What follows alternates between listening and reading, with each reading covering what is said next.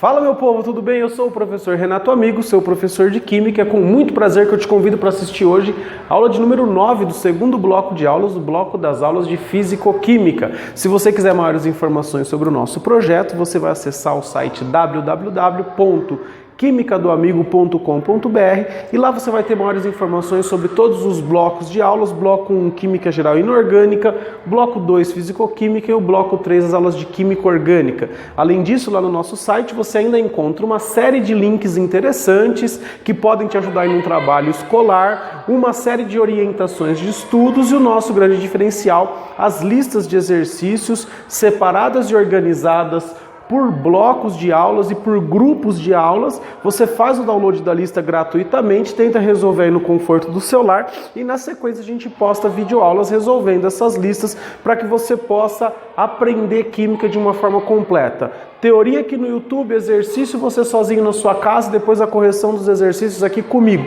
Se mesmo assim persistir alguma dúvida, você tem todos os canais aí para tirar dúvidas com a gente, tudo bem? Então, seja muito bem-vindo, seja muito bem-vinda e vamos para a nossa aula de número 9, que é a aula que vai falar sobre colóides. A gente vai estudar agora as dispersões, porque até hoje, você vê lá, no bloco 1 de aulas, a gente dividiu as misturas, né, ou seja, a junção de duas ou mais substâncias, em misturas heterogêneas e misturas homogêneas. Quando a mistura é homogênea, lembra que a gente falava assim, olha, é uma solução é igual soluto mais solvente? De forma ampla e genérica, a gente pode falar que, na verdade, uma solução é um tipo de dispersão.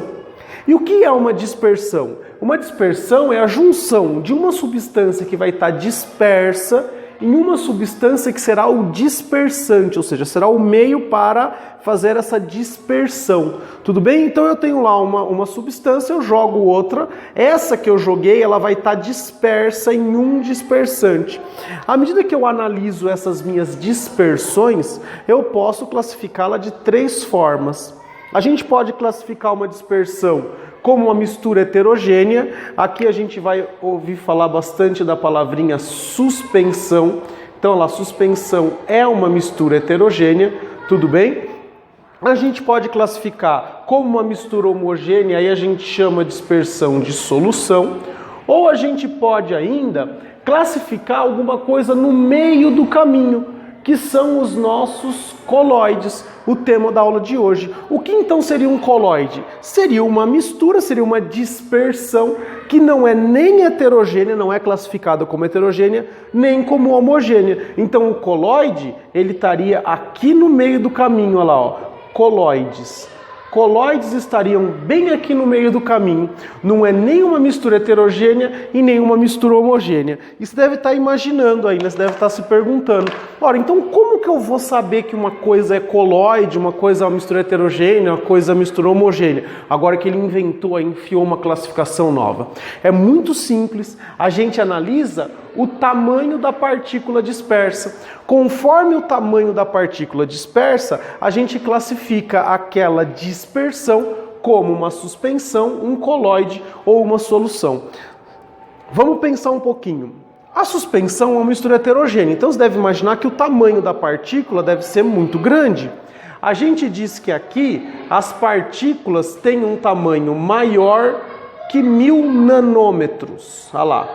Maior que 1000 nanômetros. Então as partículas dispersas têm um tamanho maior do que 1000 nanômetros. Já na solução, o tamanho das partículas dispersas é menor que 1 nanômetro. E já deve dar para você imaginar como que a gente identifica um colóide. As partículas têm que ser maior que 1 nanômetro e menor que 1000. Então, olha aqui, ó, as partículas têm que ser maior que 1 nanômetro e tem que ser menor que 1000 nanômetros. Olha só que interessante. Então, as partículas dispersas são maiores que 1 nanômetro e as partículas dispersas são menor que 1000 nanômetros. Então, é uma coisa entre essas duas situações, entre 1000 e 1. Tudo bem? Outra coisa, como que eu identifico Uma mistura heterogênea ou uma suspensão, você consegue identificar com um microscópio comum ou a olho nu. Tem mistura heterogênea que você não identifica a olho nu. Por exemplo, o sangue é uma mistura heterogênea, mas você não consegue enxergar. Você tem que ir lá usar um microscópio. É um instrumento óptico comum. Já para a identificação de um colóide, um microscópio já não serve. Você não consegue enxergar com o microscópio, você tem que usar um ultramicroscópio. Já uma mistura homogênea ou uma solução, nem com ultramicroscópio, porque a partícula dispersa ela é tão pequenininha, que você nem com instrumentos ópticos avançados você consegue enxergar. Tudo bem? Alguns exemplos de colóides aí que estão no nosso dia a dia. Por exemplo, olha lá, a gelatina é um colóide. A fumaça é um colóide. A neblina é um colóide. A maionese é um colóide. O creme dental é um colóide.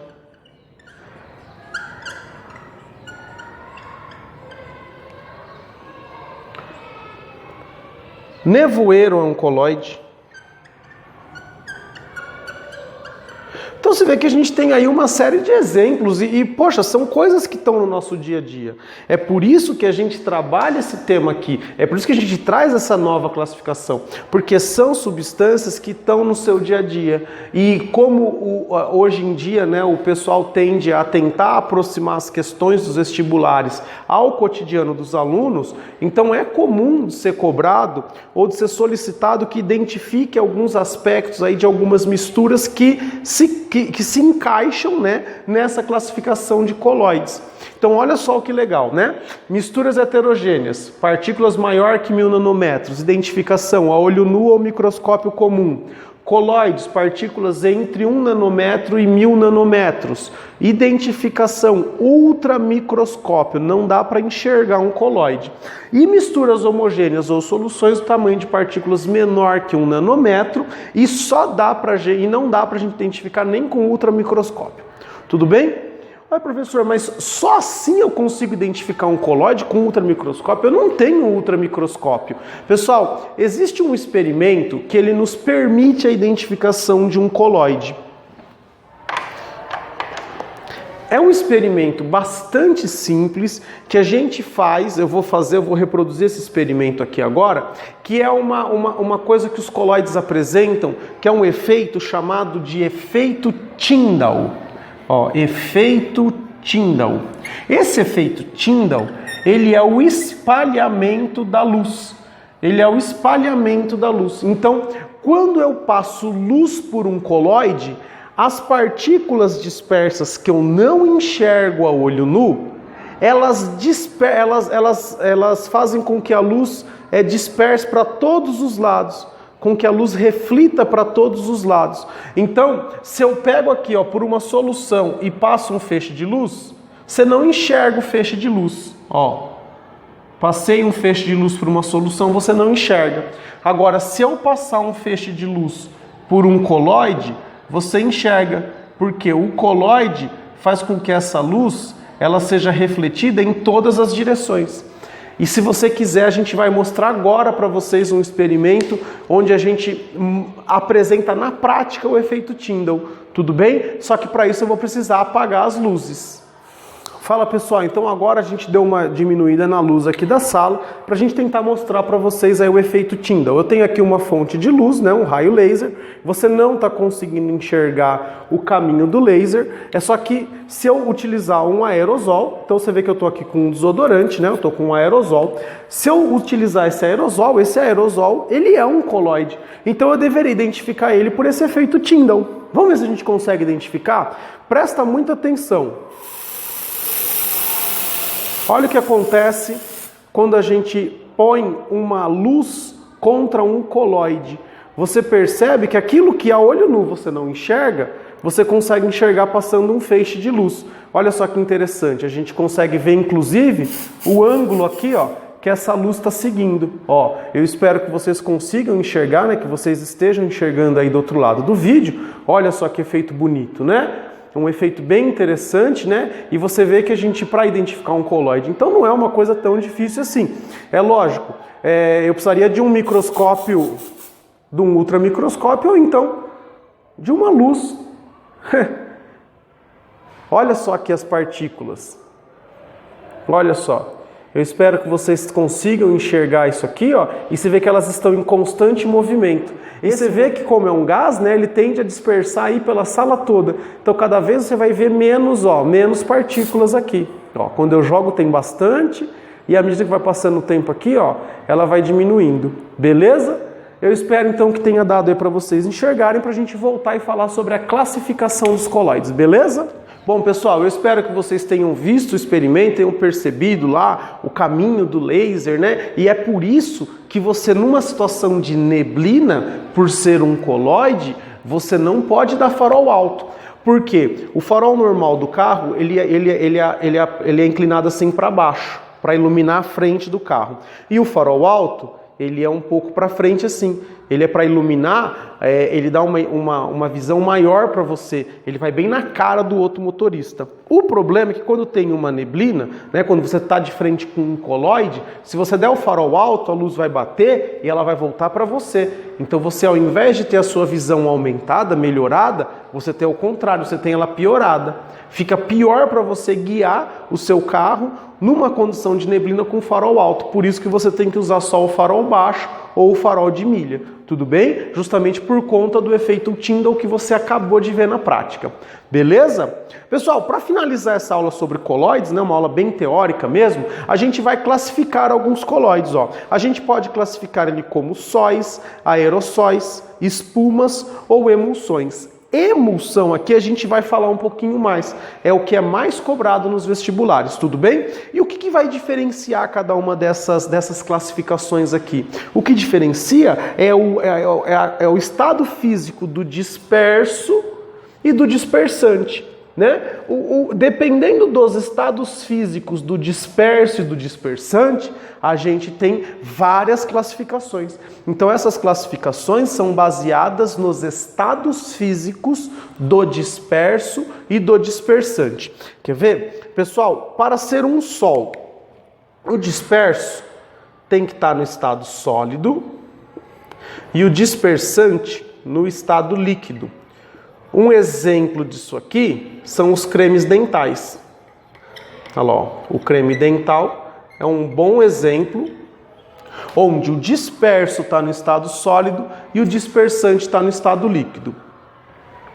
Os aerossóis, o disperso pode estar tanto no estado sólido como no estado líquido. E o dispersante está no estado gasoso. Olha lá, ou o dispersante é um gás, beleza? Um exemplo de aerossol, a gente pode chamar aqui a fumaça, é um exemplo. Tudo bem? A fumaça é um exemplo, onde o disperso é sólido ou líquido, por exemplo, eu tenho fuligem no ar atmosférico, no gás. Tudo bem? Agora aqui, as espumas. As espumas, eu tenho um gás como disperso em uma amostra de líquido ou sólido. Um exemplo disso aqui é o isopor. O isopor ou qualquer tipo de espuma, aquelas espumas de barbear, sabe? Então, o gás é o que está disperso. Por isso que aumenta de volume, porque o gás está disperso, aí aumentou de volume. Então, olha lá, quando o disperso é gás, você vê que é o inverso aqui, né? O aerossol e a espuma são inversos aqui. E as emulsões, pessoal? As emulsões, o que a gente tem? A gente tem líquidos imissíveis. O que é líquido imissível? Vamos ver se vocês lembram. Líquidos imissíveis são líquidos que não se misturam. E um negócio chamado agente tensoativo. Exemplo disso, a maionese. Olha lá, a maionese. Pessoal, o que é a maionese? É quando você tem água e óleo né? E você joga alguma substância lá para fazer com que a água e o óleo se misturem. Quer um exemplo de um agente tensioativo que você tem em casa? Você pode fazer esse experimento na sua casa. Não custa nada, é rapidinho, 5 segundinhos você faz. Você pega um recipiente, coloca um pouquinho de água, um pouquinho de óleo. Né? Água e óleo não se misturam. O que você vai fazer? Você vai agitar e vai deixar em repouso. Não vai misturar. Vai ficar um monte de gotícula de óleo lá dispersa na água. O que você vai fazer? Joga um pouquinho de detergente. Jogou umas gotinhas de detergente e misturou, você vai ver que vai ficar uma mistura bem bonitinha, porque o detergente é um agente tensoativo, ou seja, ele faz com que substâncias, ou seja, líquidos que não se misturam, eles passam a ter uma interação e conseguem se misturar, formando aí uma solução. Tudo bem? Beleza? Bom, pessoal, com isso a gente termina aí a nossa aula sobre coloides, tudo bem? A gente já está finalizando aí o estudo das soluções. Agora na aula 10, 11 e 12, a gente vai na aula 10 introduzir aí as propriedades coligativas, falar de diagrama de fases da água e do CO2. Na aula 11, a gente vai trabalhar as propriedades coligativas. Na aula 12, a gente vai fazer um estudo quantitativo dessas propriedades. E a gente termina assim, depois de mais 3 aulinhas, a gente termina a parte de soluções para poder entrar em termoquímica, isso dá energia nas transformações químicas. Pessoal, se você gostou dessa aula, se essa aula foi interessante para vocês, por favor, dê uma curtida. Se você achou que foi bom para você, compartilha nas suas redes sociais, avisa os seus amigos. Você tem um novo canal de química aqui no YouTube, para que você tenha mais uma opção aí, para que você possa melhorar os seus estudos aí na área da química. Se você ficou com alguma dúvida, tem alguma sugestão, crítica, elogio, por favor, deixa aqui nos comentários do YouTube, ou então, se você quiser, você pode mandar um e-mail para mim no duvidas@quimicadoamigo.com.br ou no contato@quimicadoamigo.com.br. É um prazer ter você aí do outro lado, ter você aí me seguindo, curtindo os meus vídeos, e o que eu tenho a dizer a você é beijo, tchau!